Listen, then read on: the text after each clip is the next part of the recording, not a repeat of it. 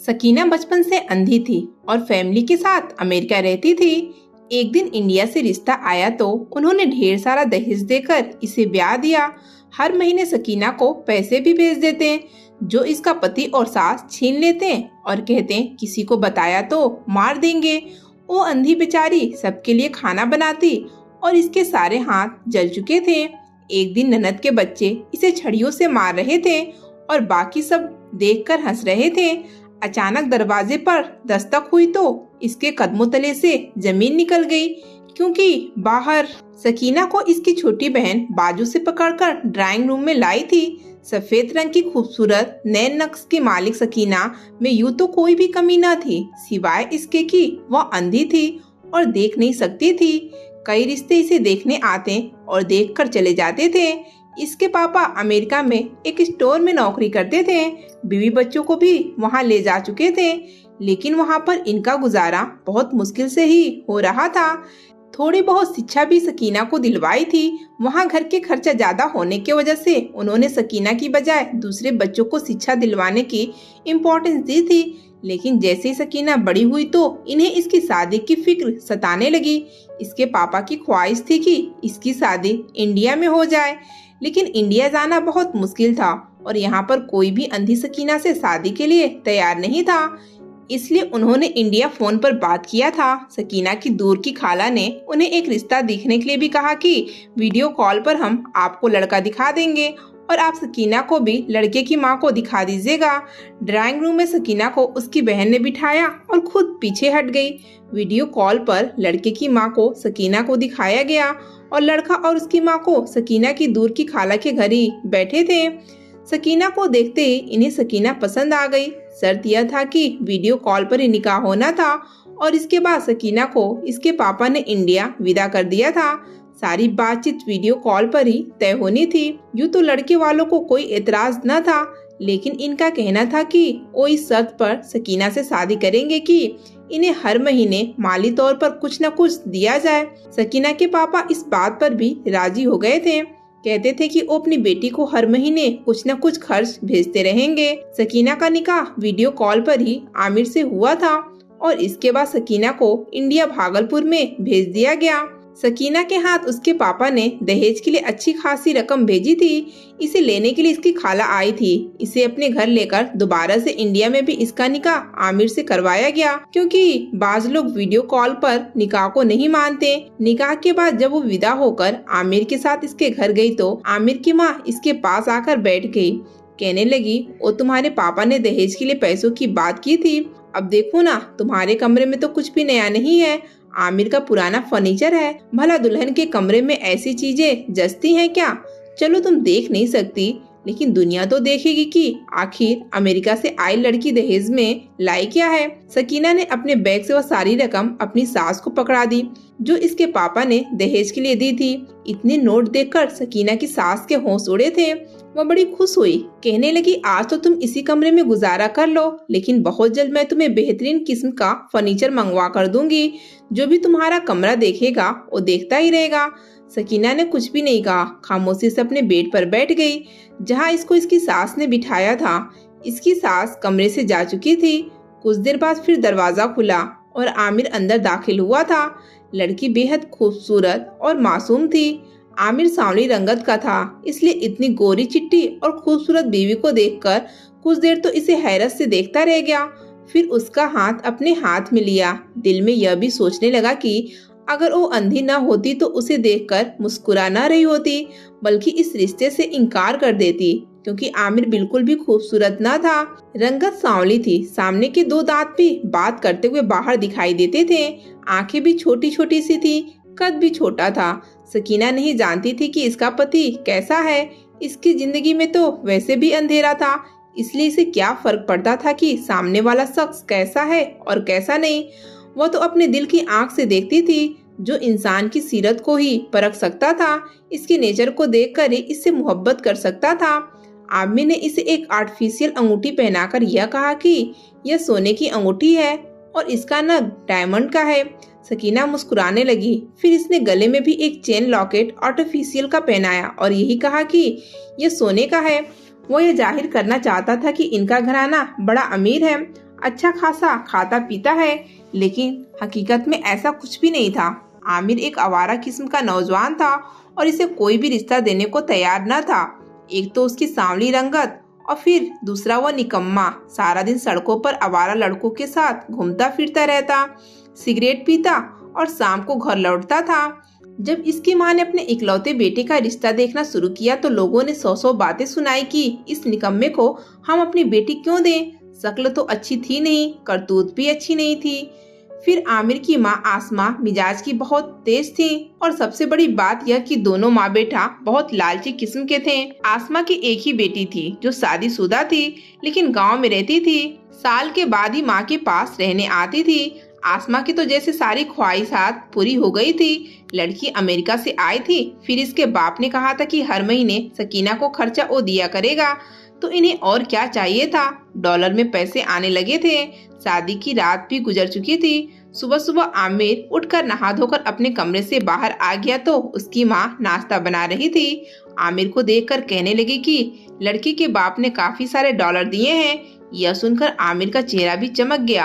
अम्मा कहने लगी कि देखो, लड़की को कौन सा नजर आता है कि हमने नया फर्नीचर कैसा लिया और कैसा नहीं। हम ऐसा करेंगे कि इसी बेड को आगे पीछे सेट कर देंगे और कहेंगे कि यह नया बेड है और तुम्हारा फर्नीचर बड़ा आलीशान और महंगा आया है। घर में इस्तेमाल की छोटी मोटी सारी चीजें हैं। कह देंगे कि हमने सारे पैसों का दहेज खरीद लिया है और यह पैसा मैं अपने बैंक अकाउंट में रखूंगी। अम्मा की बातें सुनकर आमिर के माथे पर बल पड़े थे। कहने लगा, क्यों अम्मा, सारे पैसे तुम क्यों रखोगी? यह क्या बात हुई? शादी मैंने एक अंधी से की है, सारी जिंदगी की कुर्बानी मैंने दी है और पैसे तू अपने अकाउंट में रखेगी? देख, यह सब नहीं चलेगा, पैसा आधे आधे होंगे। अम्मा ने जब बेटे की बात सुनी तो कहने लगी, घर मैंने चलाना है या तूने? तू तो सारे पैसे अपने दोस्त में उड़ाकर आ जाएगा, कोई जरूरत नहीं है फिजूल खर्ची करने की। आमिर ने जब यह सुना तो कहने लगा, ठीक है, फिर मुझसे शिकायत मत करना, क्योंकि मैं भी इस अंधी के साथ कोई रियायत नहीं करूंगा। लेकिन अम्मा को कहाँ परवाह थी। कहने लगी, तू जाने, तेरी बीवी जाने, लेकिन देख, पैसा मैं तेरे हाथ में नहीं रखूंगी। उस दिन अम्मा बैंक में जाकर सारा पैसा अपने अकाउंट में रखवा कर आ गई। सिर्फ 5,000 का नोट आमिर को दिया था। आमिर ने पहले माँ को गुस्से से देखा, फिर नोट पकड़ लिया और जेब में डाल लिया। कहने लगी, इससे ज्यादा की उम्मीद मुझसे न रखना। फिर इसने अपनी बहू से कहा कि एक दिन तुम मेरे कमरे में सो जाओ ताकि तुम्हारे कमरे में शानदार फर्नीचर लाकर रखा जा सके। मैं तो कल ही जाकर फर्नीचर पसंद भी कर आई हूँ और घर का सारा सामान भी ले आई हूँ। जो तुम्हारे बाप ने पैसे दिए थे सब के सब खर्च हो गए, बल्कि मेरे पैसे भी साथ में खर्च हो गए। मैंने कहा कि तुम्हारे लिए कोई भी चीज पुरानी ना हो। तुम्हारे बाप ने तो ज्यादा पैसे भी नहीं दिए थे, हालांकि तकरीबन 10 लाख की रकम थी जो कि सकीना के पापा ने दहेज के तौर पर दी थी। सारी की सारी सास ने अपने अकाउंट में डलवा ली थी। 4-5 घंटे सकीना ने अपनी सास के कमरे में गुजारे और सास ने गली मोहल्ले के आवारा लड़कों को बुलाकर पैसे देकर वही बेड एक जगह से उठाकर दूसरी जगह रखवा दिया।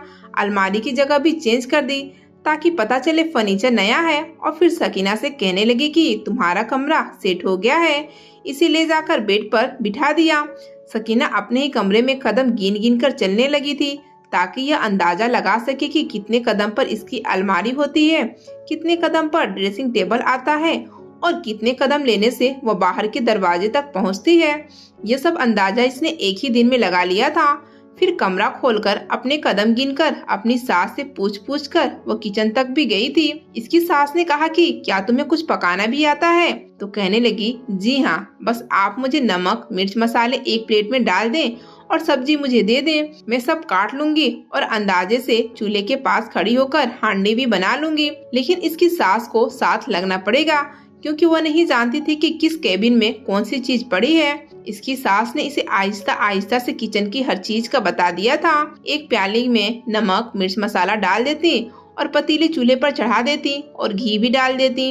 बाकी का सारा काम सकीना खुद करती थी। वो खाना भी बहुत मजे का बनाती थी। आमिर का रवैया शुरू के 15-20 दिन तो सकीना के साथ बहुत अच्छा रहा क्योंकि दुल्हन बेहद खूबसूरत मिल गई थी, फिर पैसे वाली भी थी।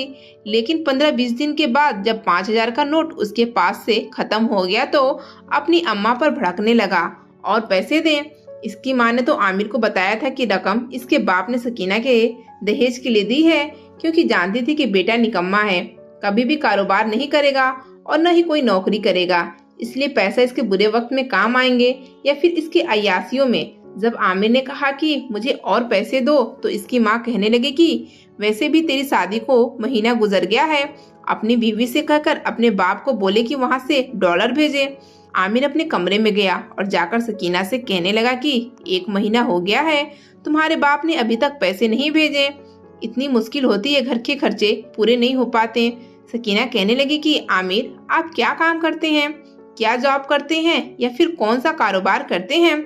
आमिर कहने लगा, तुम्हें इस बात से मतलब नहीं होना चाहिए कि मैं क्या करता हूँ और क्या नहीं करता, बस अपने बाप से पैसे मंगवाओ, क्योंकि यह शादी की शर्त में शामिल था। आमिर उससे काफी सख्त लहजे में बोला। सकीना इस तरह के लहजे की आदी नहीं थी, इसलिए घबरा गई। इसने अपने पापा को फोन करके यह बात कही तो उन्होंने कहा कि मैं तुम्हारी खाला जिसने तुम्हारा रिश्ता करवाया था, इसके हाथ पैसे भिजवा देता हूँ, वो तुम्हें पैसे भी दे जाएगी और मिल भी जाएगी।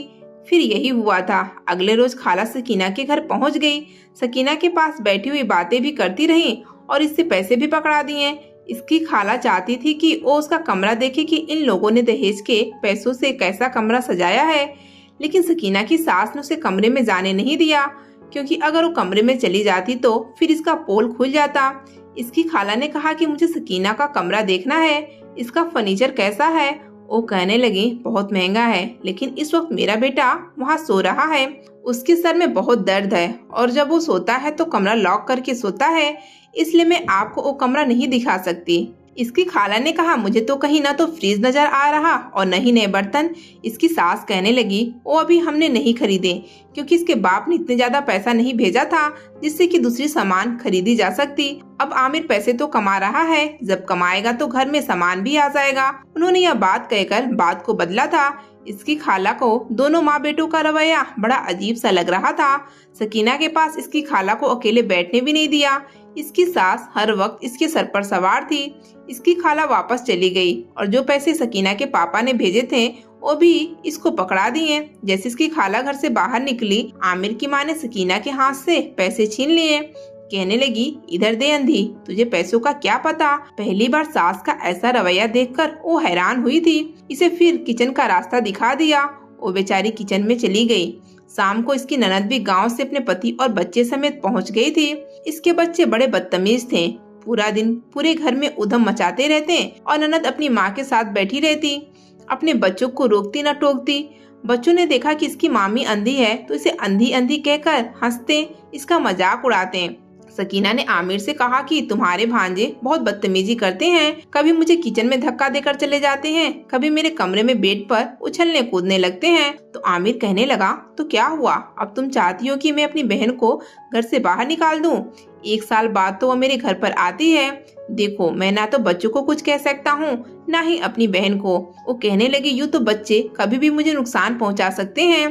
कहने लगा, तो मैंने कहा था अंधी हो, मुझे क्यों बार बार सुनाती रहती हो। यह कहकर वह कमरे से बाहर चला गया। सकीना अपने आंसू पीकर रह गई। एक बार सकीना को बुखार हो गया, लेकिन न तो आमिर को कोई परवाह थी और न ही इसकी सास को। वो पूरा दिन बिस्तर पर पड़ी रही, किसी ने से दवा तक न पूछी और न ही खाने का पूछा। रात को जब आमिर कमरे में आया तो वो हाय हाय कर रही थी। कहने लगी, आमिर, मेरी तबीयत ठीक नहीं है, मुझे डॉक्टर के पास ले जाओ। वो कहने लगा, मेरे पास पैसे नहीं है, मैं कहाँ से तुम्हें डॉक्टर के पास ले जाऊं। वो कहने लगी, अभी 10 दिन पहले ही तो मेरे पापा ने पैसे भेजे हैं, तो मुझे उसी से डॉक्टर के पास ले जाओ। मुझे तो किसी ने यहाँ पर नाश्ता खाना भी नहीं पूछा। आमिर कहने लगा, मैं क्या करूँ, एक तो अंधी लड़की मेरे पल्ले बांध दी है।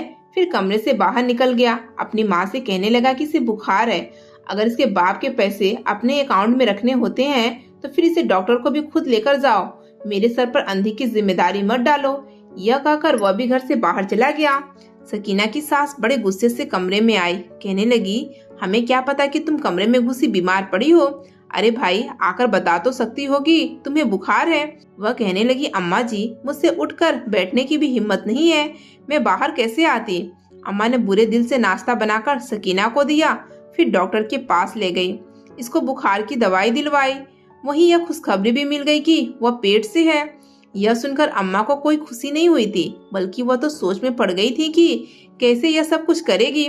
पता चले कि इसका बच्चा भी अंधा है। इसने डॉक्टर से कहा कि हमें अभी बच्चा नहीं चाहिए, तो मेरी बहू का बच्चा गिरा दो। यह सुनकर सकीना रोने लगी, कहने लगी कि आप ऐसा क्यों कर रही हैं। वह कहने लगी कि मैं दो अंधों को नहीं पाल सकती, तुम अंधी हो, तुम्हारा बच्चा भी अंधा होगा। जबरदस्ती सकीना का बच्चा भी उसकी सास ने अबॉर्शन करवा दिया। वह रोते धोते घर पर आई थी, आकर बिस्तर पर बेहाल होकर लेट गई। एक तो बुखार में थी, दूसरा बच्चा अबॉर्शन करवाने की वजह से इसकी हालत और भी बिगड़ चुकी थी। लेकिन सास ने रात को ही इसे दूध के साथ ढेर सारी दवाइयाँ खिलाई और कहने लगी, चल उठकर खाना बना, मेरी बेटी 1 साल बाद गांव से आई है और यहाँ तेरे ड्रामे खत्म नहीं होते, तू बिस्तर संभाल कर बैठी है। सकीना तो अपनी सास की बातें सुनकर हैरान थी, कहने लगी कि अम्मा, आपको मेरी हालत नजर नहीं आ रही? एक तो आपने मेरा बच्चा भी अबॉर्शन करवा दिया, ऊपर से मुझे बुखार है। कहने लगी, बस बस, ज्यादा ड्रामे मत दिखाओ। इसका बाजू पकड़कर इसको घसीटते हुए किचन में ले गई। कहने लगी, चल खाना पका। चूल्हा जलाकर हांडी चूल्हे के ऊपर रख दी। वो बेचारी रोते हुए खाना बनाने लगी। तवे पर रोटियां बना रही थी कि जब पीछे से आकर इसकी ननद के बच्चों ने इसे धक्का दिया। दोनों हाथ सकीना के तवे पर जाकर लगे थे। गरम गरम तवे पर हाथ लगने से वो बिलबिला उठी, चीखने चिल्लाने लगी। जब तक सकीना की सास और ननद किचन में पहुंची, इसके हाथ जल चुके थे और इसकी ननद के बच्चे हंसते हुए तालियां बजा रहे थे कि हमने अंधी मामी को जला दिया। इसकी ननद ने कहा कि चलो भागो यहाँ से, एक तो तुम लोग बहुत शरारती हो, बात को यूं किया जैसे कि कुछ हुआ ही ना हो। सकीना रोए जा रही थी। इसकी ननद ने इसके हाथ पर बोरोलिन लगा दी। कहने लगी, इतना भी जख्म नहीं हुआ कि तुम रोना धोना मचा कर रख दो। रात को जब आमिर आया और खाना मांगने लगा तो इसकी माँ कहने लगी, जा बाजार से रोटी ले आ। तेरी बीवी ने तो काम न करने के नए नए बहाने सीख ली है, अपना हाथ जलाकर बैठी है और कहती है बच्चों ने धक्का दिया है। अरे बच्चे तो शरारती हैं, जरा सा धक्का दिया तो इस मैडम ने तवे पर हाथ डाल दिए। अब इतनी तो अकल समझ है न कि तवे पर हाथ नहीं रखना चाहिए, हाथ जल जाएंगे। यह सुनकर आमिर ने तो इस बात को यूं उड़ाया था जैसे मक्खी को उड़ाया जाता है। बाजार से जाकर रोटी ले आया, सबने रोटी खाई। सकीना के हाथ पर दवाई लगी थी और जलन इतनी थी कि उसके आंसू नहीं रुक रहे थे। फिर हाथ पर अकड़ाव भी होने लगा। इसने सास से कहा कि कोई मुझे भी खाना खिला दे। रंगत बिल्कुल पीली पड़ चुकी थी, लेकिन किसी ने भी इसको खाना नहीं खिलाया। आमिर कमरे में आया तो वह रो रही थी। कहने लगा, चलो अब तुम्हारा ड्रामा शुरू हो गया है। इसने अपने दोनों हाथ आमिर को दिखाए। कहने लगी, मेरे दोनों हाथों में बहुत जलन है, मैं अपने इन हाथों से रोटी नहीं खा सकती, मैं सुबह से भूखी हूँ, खुदा के लिए आमिर मुझे कुछ खिला दो। पता नहीं आमिर को इस पर कैसे तरस आ गया। कहने लगा, अच्छा रुको। किचन में गया, रोटी सब्जी लेकर आया और निवाले बनाकर इसके मुंह में ठूसने के अंदाज से डालने लगा था। साथ में पानी भी इसके मुंह से लगा दिया। सकीना इसे बताने लगी कि अल्लाह ने मुझ पर रहमत की थी, मैं पेट से थी, लेकिन तुम्हारी माँ ने मेरा बच्चा अबॉर्शन करवा दिया। इसकी बात सुनकर आमिर कहने लगा, चलो अच्छा किया, वैसे भी मैं अभी बच्चे की जिम्मेदारी लेने के मूड में बिल्कुल नहीं हूँ। फिर कहने लगा, इस बार अगर तुम्हारी खाला तुम्हारे बाप के दिए हुए पैसे लाई तो अम्मा को देने की जरूरत नहीं है, वो पैसे तुम मुझे दो। अम्मा तो सारे पैसे पर नाक बनकर बैठ गई है, तुम मुझे पैसे दोगी तो मैं तुम्हारे खाने पीने का भी ख्याल रखूंगा। अगली बार जब उसकी खाला पैसे लेकर आई तो वो पैसे आमिर ने छीन लिए थे, लेकिन एक ही दिन में सारे पैसे अपने दोस्तों में उड़ाकर आ गया था। सब सकीना से और भी बुरा भला कहने लगे। इसकी ननद के बच्चे इसे छड़ियों से मार रहे थे। अभी तक इसके हाथ का जख्म ठीक नहीं हुआ था, लेकिन इसे फिर से खाना बनाने पर लगा दिया गया था और वो अपना बचाव कर रही थी। बार बार इन बच्चों से कह रही थी कि मुझे तुम लोग क्यों मारते हो, मैंने तुम्हारा क्या बिगाड़ा है, लेकिन वो कुछ भी सुन नहीं रहे थे। सब लोग घर में मौजूद थे, आमिर भी, इसकी बहन भी और इसकी माँ भी, लेकिन बच्चों को न तो कोई रोकता था न टोकता था, वो जैसे चाहे बदतमीजी के साथ करते रहते। सकीना तो रो रो कर यही दुआ करती थी कि या अल्लाह, अगर मेरी जिंदगी ऐसी ही थी तो मुझे अपने पास बुला ले। अचानक दरवाजे पर दस्तक हुई। सकीना के मम्मी और पापा अमेरिका से बहुत सारे तोहफे और बैग लेकर आए थे, अपनी बेटी को देखने आए थे।